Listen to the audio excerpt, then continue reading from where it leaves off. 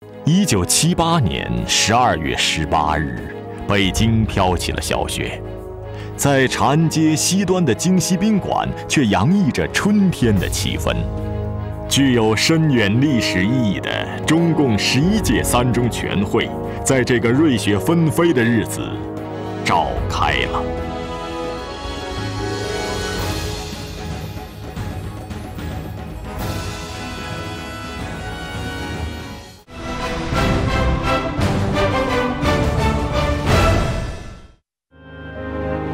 文化大革命结束后，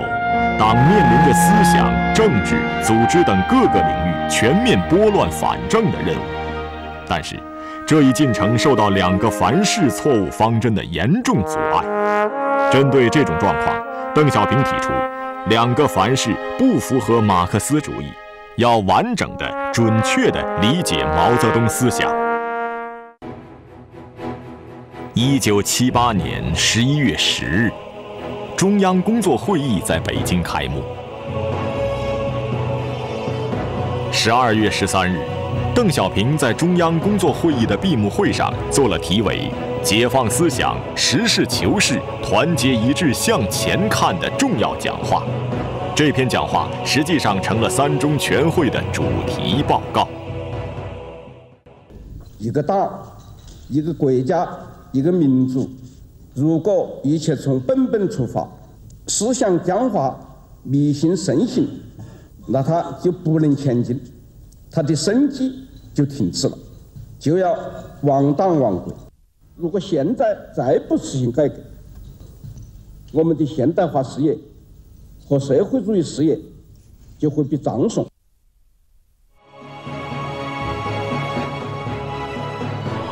12月18日，中共11届3中全会在北京召开。出席会议的有中央委员、候补中央委员和中央有关部门的负责同志共290人。由于中央工作会议对许多问题已做了充分的酝酿和准备，11届3中全会开了5天，就顺利地完成了各项议程。党的11届3中全会在邓小平领导下和其他老一辈革命家支持下，开始全面认真纠正文化大革命中及其以前的左倾错误，坚决批判了2个凡是的错误方针，充分肯定了必须完整准确地掌握毛泽东思想的科学体系，高度评价了关于真理标准问题的讨论，确定了解放思想、开动脑筋、实事求是、团结一致向前看的指导方针，果断停止使用以阶级斗争为纲的口号，做出了把党和国家工作中心转移到经济建设上来，实行改革开放的历史性决策。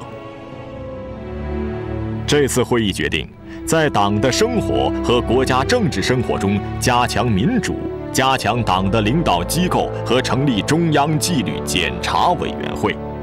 全会增选陈云为中央委员会副主席、中央纪律委员会第1书记。这次会后，实际上形成了以邓小平同志为核心的党的第2代中央领导集体。我们伟大的祖国迎来了思想解放、政治昌明、教育兴旺、文艺繁荣、科学进步的大好局面。就在11届3中全会召开前后，中国农村悄悄兴起了一场伟大改革。安徽是中国中部的一个农业大省。1978年春夏之际，安徽遭受100年不遇的特大旱灾。中共安徽省委做出把土地借给农民耕种，不向农民征统购粮的决策。这一决策激发了农民的生产积极性，也引发出一些农民包产到户、包干到户的行动。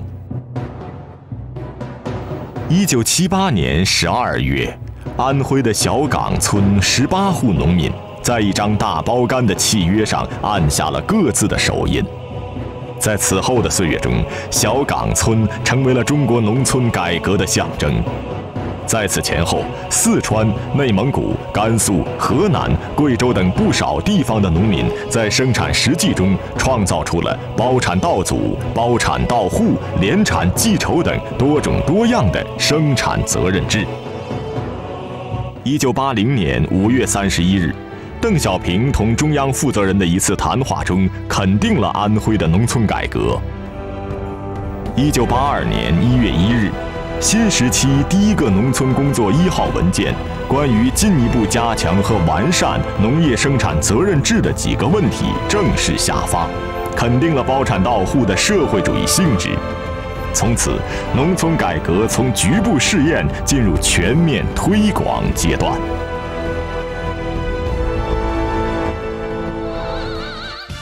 从1982年开始，中共中央连续发出5个关于农村发展的1号文件，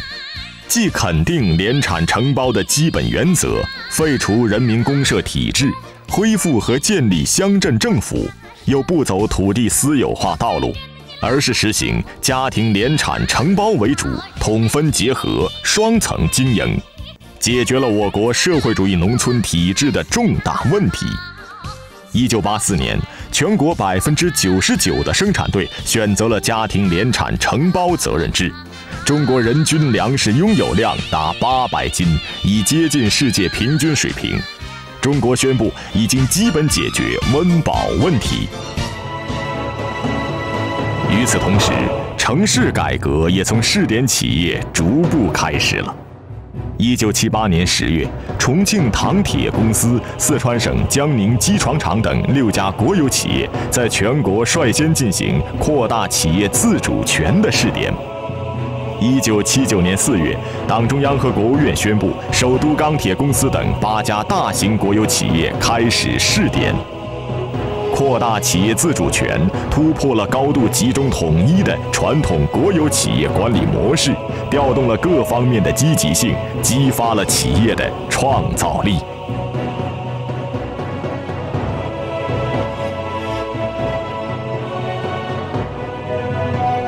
1979年7月，随着近1700万下乡知识青年返城，就业问题异常严峻地摆在了各级党委和政府的面前。1979年9月29日，在庆祝新中国成立30周年大会上，叶剑英明确指出，目前在有限范围内继续存在的城乡劳动者的个体经济，是社会主义公有制经济的附属和补充。1981年，中央作出关于广开门路、搞活经济、解决城镇就业问题的若干决定，明确指出，城镇青年就业是国民经济中的一个重大问题。今后在调整产业结构的同时，必须着重开辟在集体经济和个体经济中的就业渠道。就在这一年，全国个体户达到261万户，就业人员320万人。伴随着改革的脚步，中国迈开了走向世界的步伐。峥嵘岁月里，共产党人以热血与执着照亮民心，在黑暗中引领中国前程。和平时代下，共产党人以智慧和创新紧系民心，在浪潮中绘就崭新蓝图。红色传奇将追慕崇高，感悟辉煌，共建和谐，远征齐心协力。人生自有境界不同，华灯初上，喧嚣渐隐，意兴阑珊。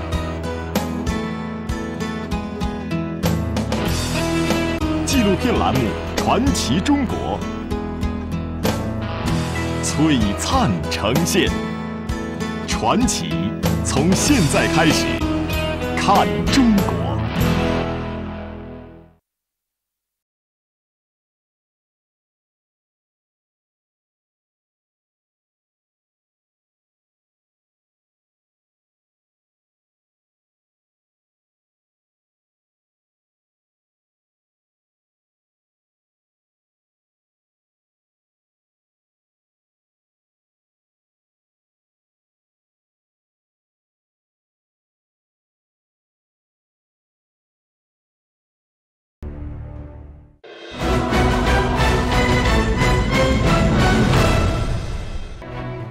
1978年，邓小平访问了日本等国家，他的感觉是，中国同发达国家相比，经济上的差距可能是20年、30年，有的方面甚至是50年。他感慨地说，中国正面临着严峻的挑战和难得的发展机遇。在邓小平的倡导下，1978年，中国先后派出多批政府代表团出国考察，有12位副总理和副委员长以上的党和国家领导人先后访问了亚洲、欧洲、非洲、拉丁美洲等51个国家，为对外开放营造了良好的外部环境。1979年1月1日，中美两国首脑互致贺电，祝贺两国正式建立外交关系。同年1月28日，中国农历大年初一，邓小平到了美国，这是新中国成立以来中国领导人第一次访问美国。在白宫南草坪上，时任美国总统卡特为邓小平举行盛大的欢迎仪式。访美期间，邓小平与卡特总统共同签署了中美科技合作和文化协定。在短短的8天的访问行程中，邓小平与美国各界上百名代表进行了会谈，所到之处都在介绍中国走向开放的政治和政策。一位美国高级官员说，所有见过邓小平的人都对他宏伟的计划感到惊异。打开国门，对外开放，让许多境外企业家看到了商机。1979年1月，当一封关于香港厂商要求回广州开设工厂的来信摘报送到邓小平办公室时，他当即批示，这种事我看广东可以放手干。就在这个月，广东省和交通部联名向国务院递交了一份报告，请求批准香港招商局在宝安县临近香港的地区建立工业区。25天后，在北京中南海，时任国务院副总理李先念在地图上圈出了中国经济特区的第1块土地。几个月后，在轰鸣的炮声中，方圆2.14平方公里的蛇口工业区诞生了。在蛇口工业区筹建过程中，广东省负责人提出了一个更为大胆的设想。1979年4月8日，时任广东省委第1书记的习仲勋在中央工作会议的发言中提到，广东临近港澳，华侨众多，希望中央给点权，在临近香港、澳门的深圳、珠海建立出口加工区。1979年7月15日，中共中央批转广东、福建2省分别向中央递交的关于示办特区的2个报告。文件明确指出，现在深圳、珠海2市示办出口特区，待取得经验后，再考虑汕头、厦门设置。邓小平说，还是叫特区好，陕甘宁开始就叫特区嘛。中央没有钱，可以给一些改革，你们自己去搞，杀出一条血路来。1980年5月，中共中央和国务院批准关于广东、福建2省会议纪要，决定在广东的深圳、珠海、汕头和福建的厦门各划出一定范围的区域，示办经济特区。纪要认为，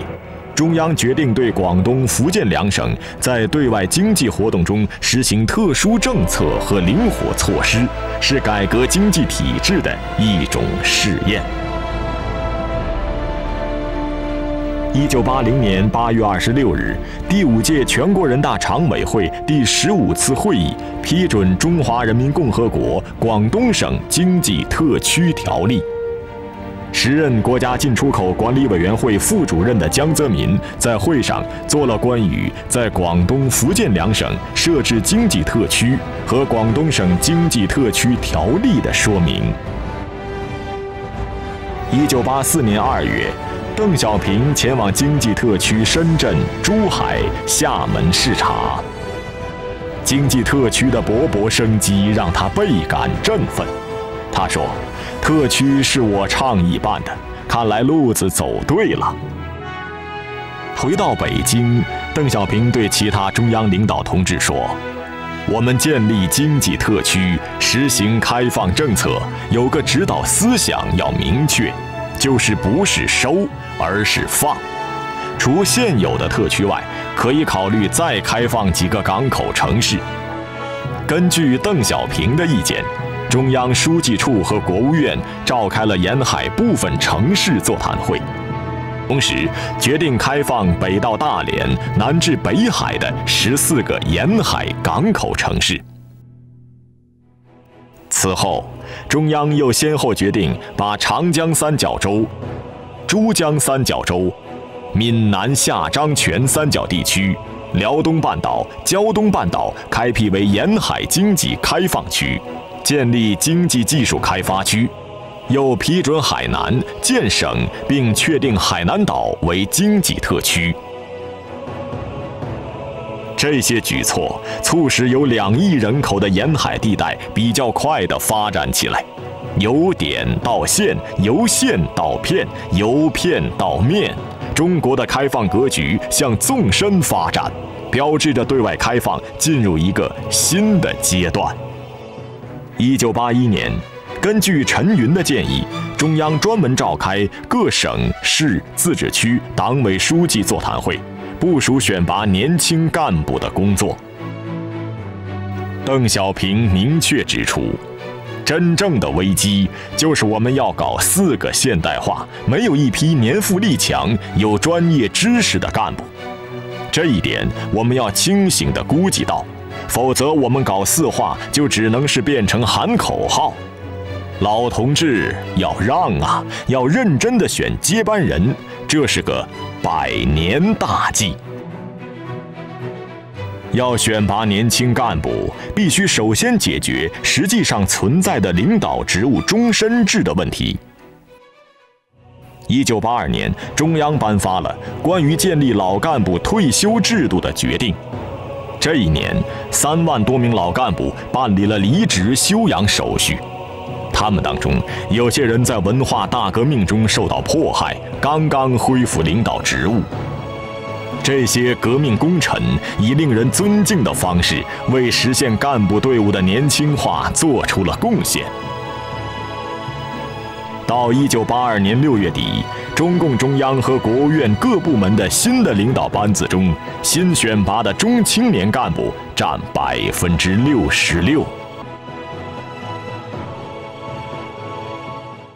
峥嵘岁月里，共产党人以热血与执着照亮民心，在黑暗中引领中国前程。和平时代下，共产党人以智慧和创新紧系民心，在浪潮中绘就崭新蓝图。红色传奇将追慕崇高，感悟辉煌，共建和谐，远征齐心协力。人生自有境界不同，华灯初上，喧嚣渐隐，意兴阑珊。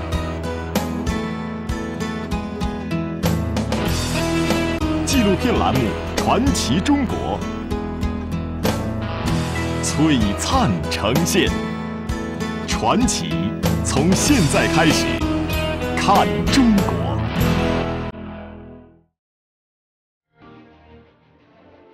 在中国，什么是传奇？是主宰命运的英雄，是天地变色的瞬间，是无法磨灭的记忆，是令人神往的秘境。寻找最佳角度，延长你的视线，传奇从现在开始，看中国。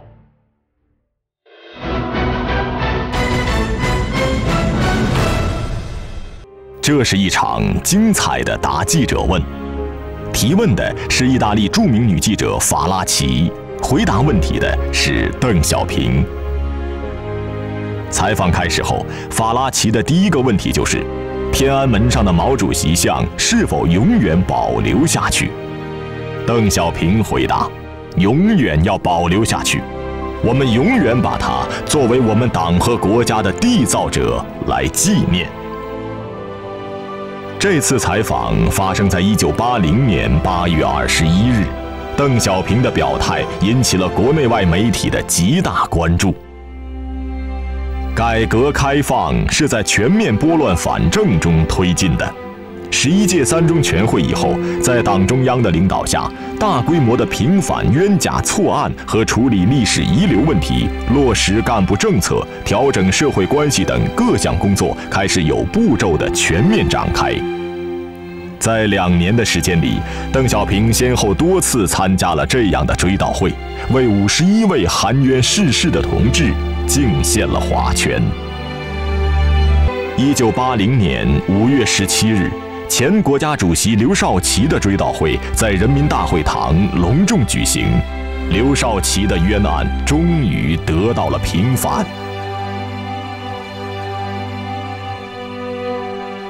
平反冤假错案，帮助人们卸下沉重的历史包袱，社会关系的调整进一步凝聚和鼓舞了人心。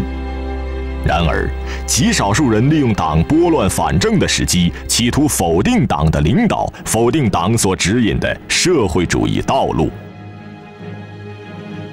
针对这种情况，邓小平受党中央的委托，于1979年3月30日在党的理论工作务虚会上旗帜鲜明地指出，为了实现4个现代化，我们必须坚持社会主义道路，坚持无产阶级专政，坚持共产党的领导，坚持马列主义、毛泽东思想。中央认为，今天必须反复强调坚持这4项基本原则，绝不允许在这个根本立场上有丝毫动摇。为了从根本上把全党和全国人民的思想统一到11届三中全会的路线上来，中央认为必须正确地认识建国以来党走过的历史道路，科学总结党在这个时期的历史经验。从1979年11月起，在邓小平主持下，党中央开始着手起草关于建国以来党的若干历史问题的决议。邓小平指出，这个决议总的指导思想有3条：第一，确立毛泽东的历史地位，坚持和发展毛泽东思想，这是最核心的一条；第二，对建国30年来历史上的大事，哪些是正确的，哪些是错误的，要进行实事求是的分析，包括一些负责同志的功过是非，要做出公正的评价；第三，对过去的事情做个基本的总结。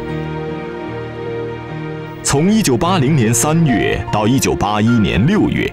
邓小平先后多次召集历史决议起草组开会，发表了许多重要指示。没有毛主席，就没有新中国，这丝毫不是什么夸张。毛泽东思想培育了我们整整一代人，没有毛泽东思想，就没有今天的中国共产党，这也丝毫不是什么夸张。为了保证决议能够充分反映全党的意见，1980年10月，中央组织全党高级干部4000人对决议的草稿进行了讨论，而后又根据各方面的意见进行修改，整个起草工作数亿起稿。在讨论中，大多数同志充分肯定毛泽东的历史地位，但也有一些错误的看法和言论。面对这种状况，邓小平说：“不提毛泽东思想，对毛泽东同志的功过评价不恰当。老工人通不过，土改时候的贫下中农通不过。如果不写或写不好毛泽东思想这一部分，整个决议都不如不做。”历时19个月，经7次修改后，1981年6月27日，中共11届六中全会在北京召开。全会一致通过了关于建国以来党的若干历史问题的决议。决议指出，毛泽东同志是伟大的马克思主义者，是伟大的无产阶级革命家、战略家和理论家。他虽然在文化大革命中犯了严重错误，但是就他的一生来看，他对中国革命的功绩远远大于他的过失。他的功绩是第一位的，错误是第二位的。他为我们党和中国人民解放军的创立和发展，为中国各族人民解放事业的胜利，为中华人民共和国的缔造和我国社会主义事业的发展，建立了永远不可磨灭的功勋。他为世界被压迫民族的解放和人类进步事业做出了重大的贡献。毛泽东思想是马克思列宁主义在中国的运用和发展，是被实践证明了的关于中国革命的正确理论原则和经验总结，是中国共产党集体智慧的结晶。我党许多卓越领导人对它的形成和发展都做出了重要贡献。毛泽东同志的科学著作是他的集中概括。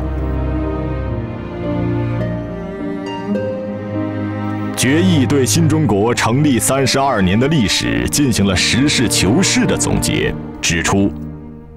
从历史发展的长远观点看问题，我们党的错误和挫折终究只是一时的现象，而我们党和人民由此得到的锻炼，我们党经过长期斗争形成的骨干队伍的更加成熟，我国社会主义制度优越性的更加显著，要求祖国兴盛起来的党心、军心、民心的更加奋发，则是长远起作用的决定性的因素。我们的社会主义事业有伟大的前途，我国各族亿万人民有伟大的前途。关于建国以来党的若干历史问题的决议的通过，充分表现了以邓小平为核心的党的第二代中央领导集体的远见卓识和政治上的高度成熟，标志着中国共产党在指导思想上拨乱反正工作的胜利完成。随着国内局势的发展和国际局势的变化，越来越显示出党做出这个重大决策的勇气和远见。